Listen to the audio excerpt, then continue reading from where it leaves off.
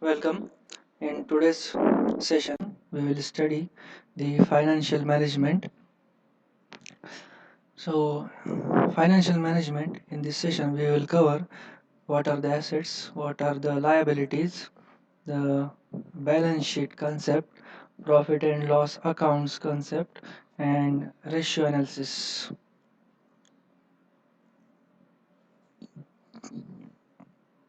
So, financial management is a significant part of the business. So, to run the business, it is important to raise the funds. The money is required to run any enterprise. So, the fund the business will get from direct revenue of sales. So, whatever the production is generated in the business will sell in the market, and the revenue is generated through these sales. So, another fundraising is from the taking the loans from the banks on the interest and sales of the security and bonds. So, in these ways, the fund is raised to run the enterprise. So, financial management also required to expenses in the enterprise, whatever the capital is required in the business, in the enterprise, what the purchasing the things, the management is required, how much fund we should allocate to each and everything. So, financial management is basically study of relationship between raising of finance means making the arrangement of the money or the funds and disbursement or the deployment of finance or the funds for the various activities in the enterprise. So financial management involves decision need to be taken pertaining to investment policies, methods of financing, and dividend decisions. So, what are the investment policies? The investment policies are the process for capital budgeting and expenditures. So, capital is the thing that to run to start any business, entrepreneur requires the capital. The capital may be in terms of the money or the land required or the building to run the business and the machineries and the materials. So, in the sense that the capital will generate the products.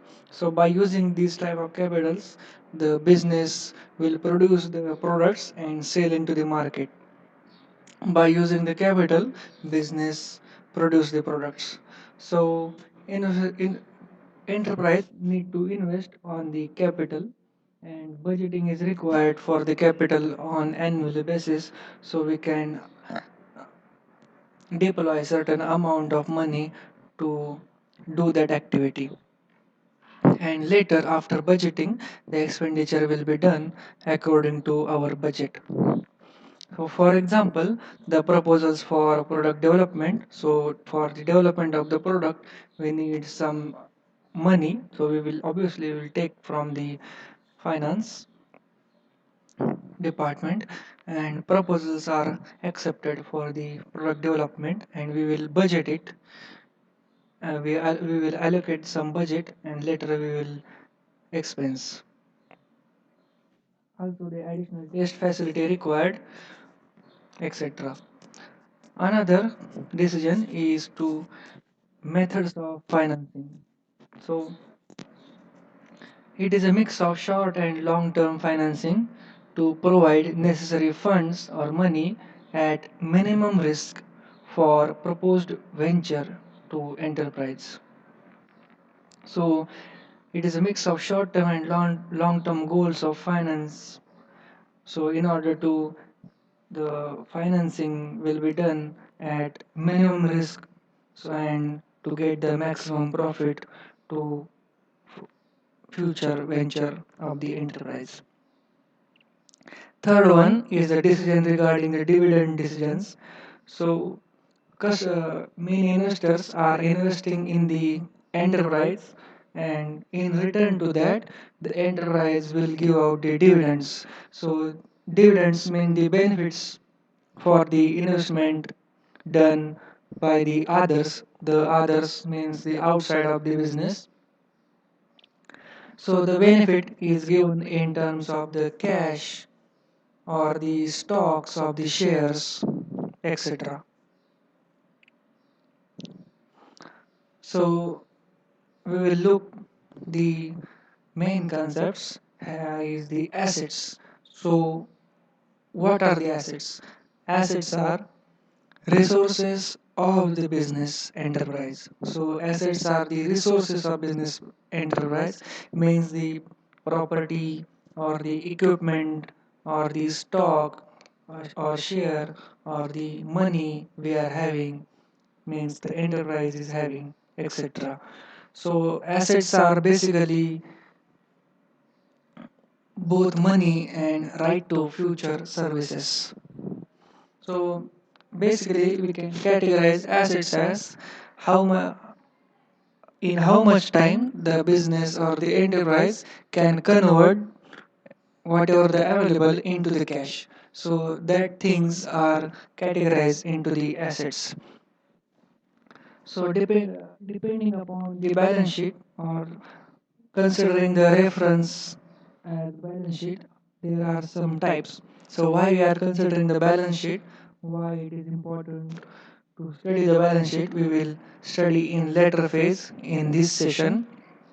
So for now, we will make the types of the assets according to the balance sheet. So first type is the current assets. So current assets are cash available in the enterprise and the other associated assets. Under normal conditions, these type of assets, the current assets, are readily converted into the cash within a short period of time. So it is majorly considered as this short time is less than 1 year. So enterprise within a 1 year will able to convert the available things, available assets into the cash. So these type of assets are categorized into the current assets. So current assets are consumed in day-to-day operations. So day-to-day operations required to run the smooth running of business. For example, the cash in hand, the cash available in the banks, the investments made, the investment made can be converted into the cash also, but the limit is the majorly considered as less than 1 year. Then the debtors, then the all inventory available, whether it is raw materials, raw inventory, semi-finished goods inventory, or the finished good inventory, that is our products. And the accounts receivable means the for the customers paying for the products we sold to them, etc.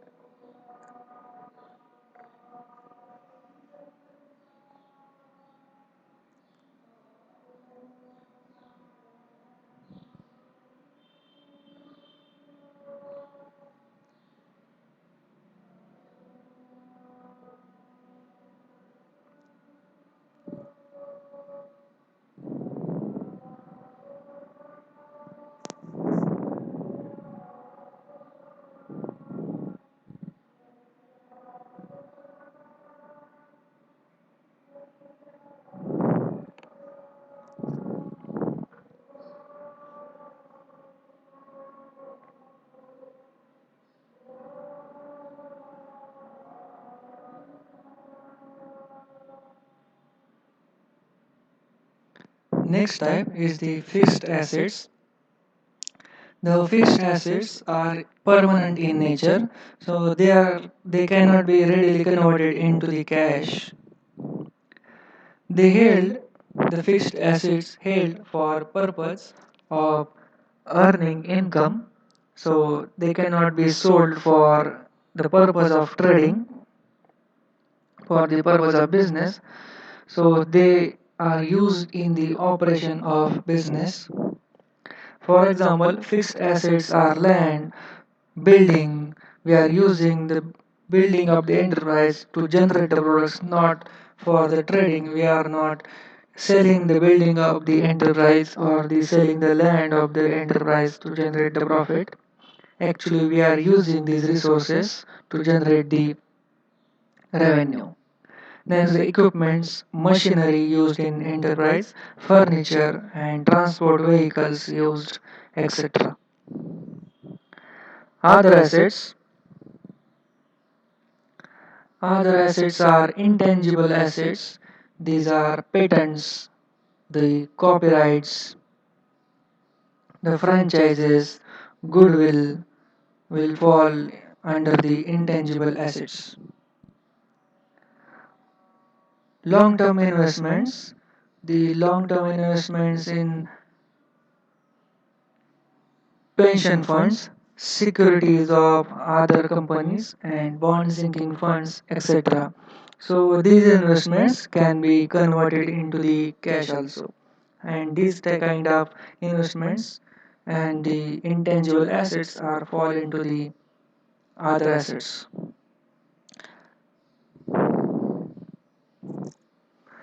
After understanding assets, we will look out the liability concept. So what are the liabilities? So sometimes the enterprise borrowed something from other resources, outside resources, and these outside resources or the customers are having the claim on the business until we will pay to them. So these claims are the liabilities. Suppose you are the business owner and some other person give you some cash to run your business, then he the other person is having the claim on your business until you pay his due. So these claims are the liabilities of you and you have to pay to that other person within a stipulated time depending upon the agreement made between you and the other person. Liabilities are classified as the first one is the current liabilities. The current liabilities include debts expected to be settled within 1 year or in less than 1 year. For example, current liabilities can be the bank overdrafts. The bank overdrafts are the we take the money from the bank before paying.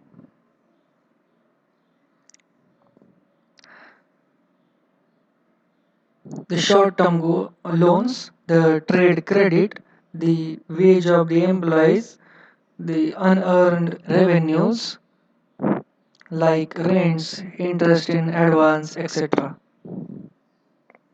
Fixed liabilities. The fixed liabilities are the owner's capital.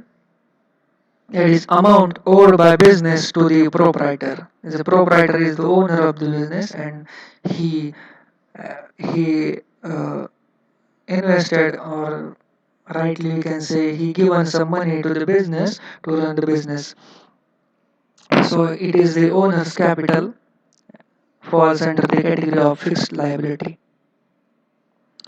The long term debts or loans such as bank loans, debentures, etc. So debentures are the also other persons paying to the company or the organization having some written agreement, suppose for a one person or the one business given some money to the our business for a period of 5 years, and for the 5 years period we have to pay them the interest on the money they provided, and also after 5 years we have to return the amount they given to us. So they are the debentures. the capital reserves, the reserve surplus amount to increase the permanent capital in the future. So whatever the surplus or the excess amount we are having, excess revenues we are having, is used to increase the permanent capital in the future. Contingent liabilities, the person or the firm becomes party in bill of exchange. It becomes the real liability. The contingent liability becomes the real liability if principal means the main donor, the chief debtor, or the chief acceptor of bill fails to pay.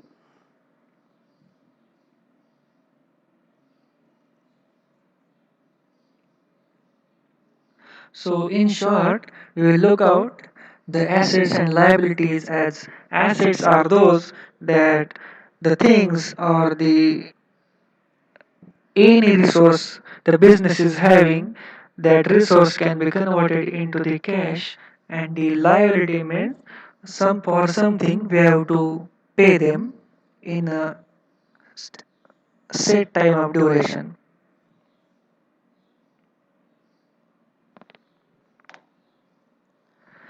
Next, we will study the financial statements. So every enterprise maintains the financial statement. It is for the interest of the managers, the owners, and the investors. So investors can study the financial statements issued by the enterprise so they can understand what's going in the business, and if business owner required, then the investments are made by the investor into the business or the enterprise by reading the financial statement or the how is the condition of the business. So financial statements are categorized into income statement, the income statement also called as a profit and loss statement or account, and second category is the balance sheet. So our prime of concern of understanding is the balance sheet. Before studying the balance sheet, we will have an overview on income statement. An income statement is the noting down the all the transactions for a period of time. Suppose we consider a period of time is annual time, means from the 1st April 2019 to 31st March of 2020. So this type of for this time of annual period, whatever the transactions made by the enterprise, they are noting down in a sheet and show them to the investors and make them available also for the stockholders or the shareholders of the company. They primarily include the profit and loss statements, that is profit earned by the business and loss incurred to the business. At the end of the year, suppose for here for example we consider the end of the year is 31st March. So at the 31st day, they will write down what is the net profit gained by the company or the net loss incurred to the company. So by reading this, owner or the manager or the investor or the stockholder or the shareholder can understand whether the business is going towards the profitable or the debtable, or the or or the business is running in loss condition. So we will move towards the balance sheet. What is the balance sheet? Balance sheet, in short, for easy to understand, we can say that it is the snapshot of business financial position or statement of financial position. So what it means, the balance sheet includes all the business financial transaction, all the assets and liabilities the business is having that are included in the business balance sheet. So balance sheet is produced or is issued often annually or maybe quarterly and monthly also, etc. So comparing to the income statement, the where the income statement is issued or produced for the 12 months, that is annually, where the balance sheet is the picture of company's resources, the debts and the ownership on that day. Means on the 31st March the balance sheet is issued, then the enterprise should show that on the 31st March who is the owner of the enterprise. So it is essentially what are the resources are available in the enterprise, what debts are need to pay, and the ownership. It is less reliable compared to the profit and loss statement and also less informative than profit and loss statement, where profit and loss statement includes all the transactions made in an entire annual period, means from 1st April to 31st March, what are the transactions are made are included into profit and loss statement, where balance sheet includes only the assets and liabilities, that is how resources are present in the business. Balance sheet also shows how resources are controlled by business, that is assets are available that can be converted into the cash and which are financed by debt or the liabilities. So often enterprise borrows money from outside resources or the other persons or the other businesses or the shareholder investments or the equity. Means how the assets are used to generate the revenue. So assets are given either by the investors or the financed by the other persons, that is bank loans, etc. So investors and creditors generally look for how efficiently a company can use its resources and how effectively it can finance them. So after investment, investor generally look that whether my invested money will get to me or not, whether I can receive after the stipulated time or not. So he is primarily concerned into this. And after satisfied or the after satisfaction that the business or the enterprise will return my money back to me, then he is interested to invest in the enterprise. So balance sheets are recorded or drafted on the paper into two forms. The first one is the account form and the second one is the report form. The first one, the account form, is basically two column format with assets and liabilities. So it is just similar to the debit and credit like we see in bank statement. Uh, if we issue a bank statement from any bank where account is registered, then we can see the debit in left column and credit in right. So it is a will look similar to this, the account form. The report form is the one column format. It is like traditional report issued by the companies, and assets are always present first and the liabilities are mentioned after the assets.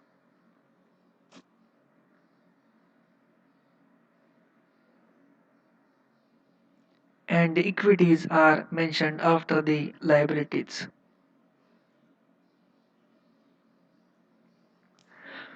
So here is a sample account format balance sheet. A balance sheet of Paul's Guitar Shop INC. INC means it is a he Paul's or the one whoever the owner is the sole proprietor of the business.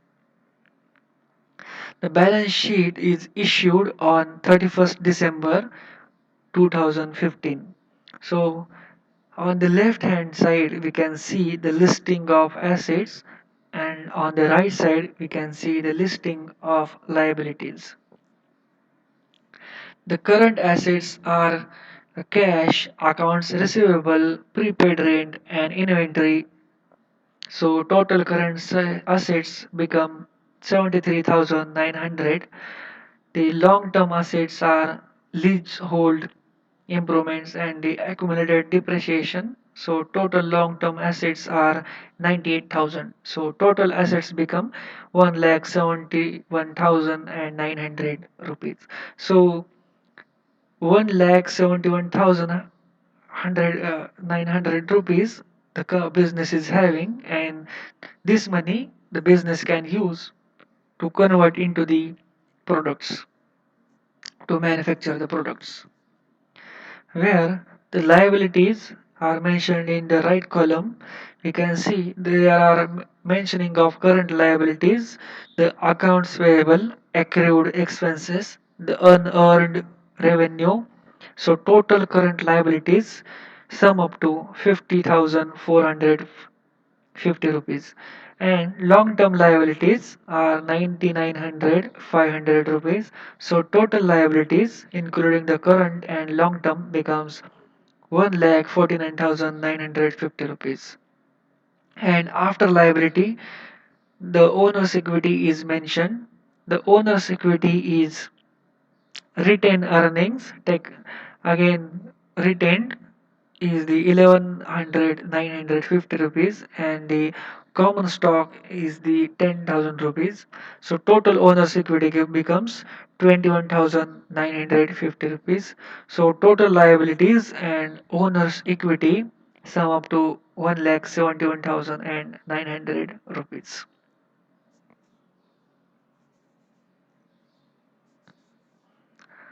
So here is the report format balance sheet of the same company.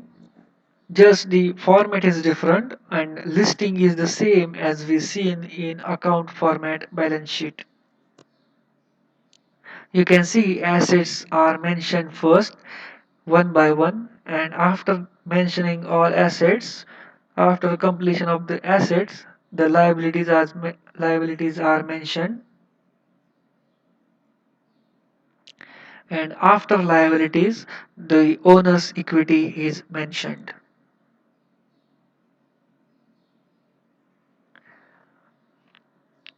Next, after studying the balance sheet, hope you are clear with it, the concept of the balance sheet. Balance sheet is important for the investors so they can invest the money into the business by reading the all transactions happened in the business, and the owners and manager have the idea what's going in the enterprise.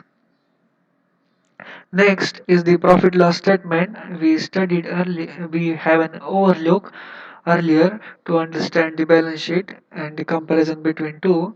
So now we will look in the depth. The profit and loss statement is the income statement. So it is the statement of revenues and expenses over a period of time. So what we earned and what we expensed is listed in the income statement. Net figure is profit and loss for a period, that is for annual basis. As we seen earlier, it is issued on annually. And income statements are results of operations for a period of time.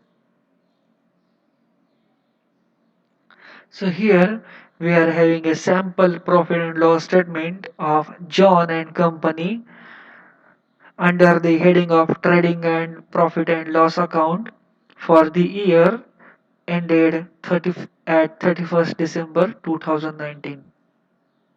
So it is started with the income the income is mentioned first, that is opening stock or the sales. The 21,000 is the opening stock and sales are the 56,000, and the net profit is mentioned at the end, or the net loss is mentioned at the end. So by reading the net profit we can judge that the business is in profitable condition. The net profit gained by the company is 29,000 rupees.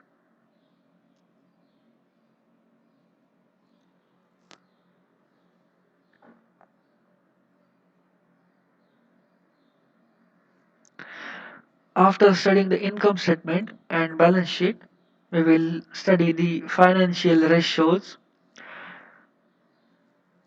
Just by reading the balance sheet, the reader will not get clear idea about the business, how efficient is business.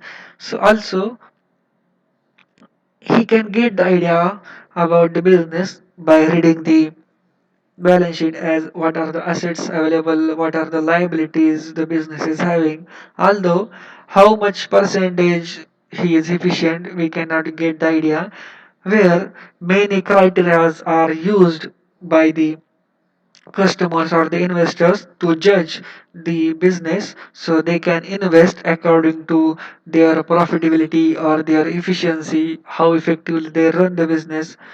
They can invest into the business. So for that, so they use some criteria, and that criteria we can call it as the financial ratios.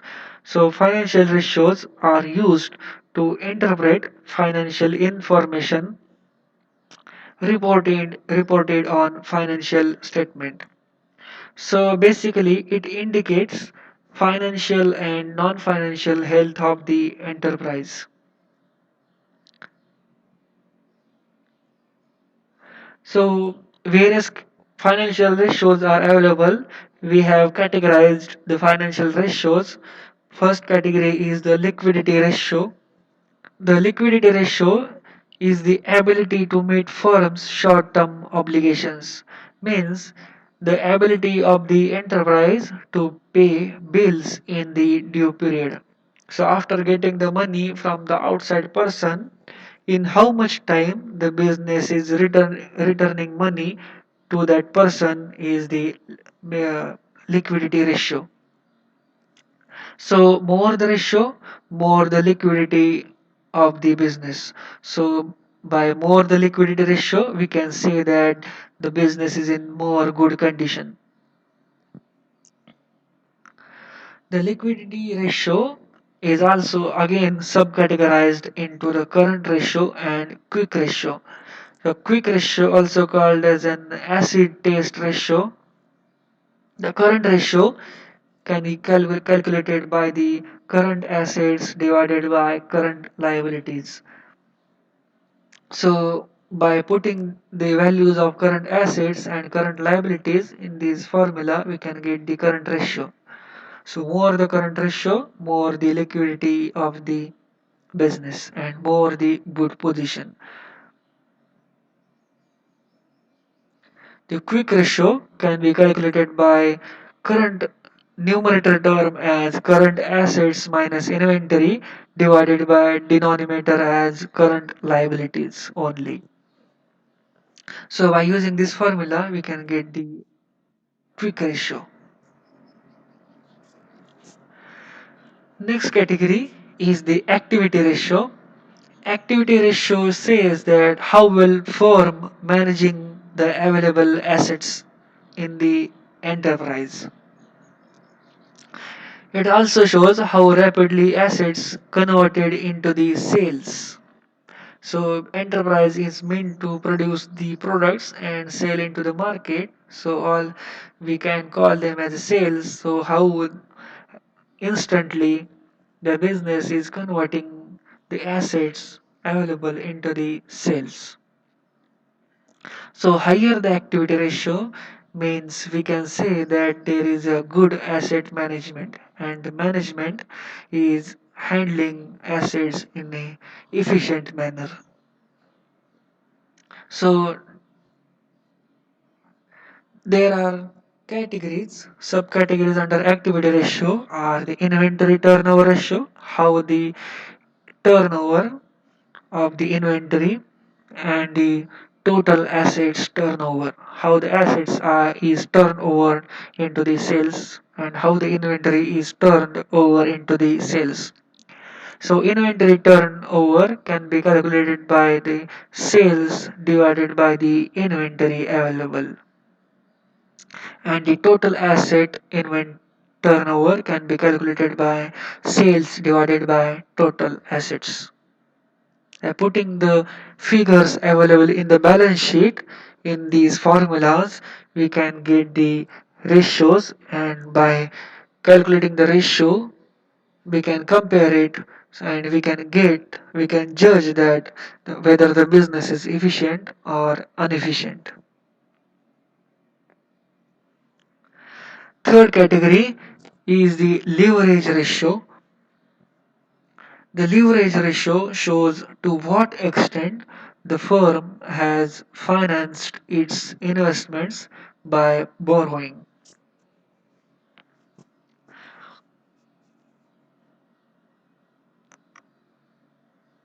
So it basically says that how much finance has taken from the outside by the business, and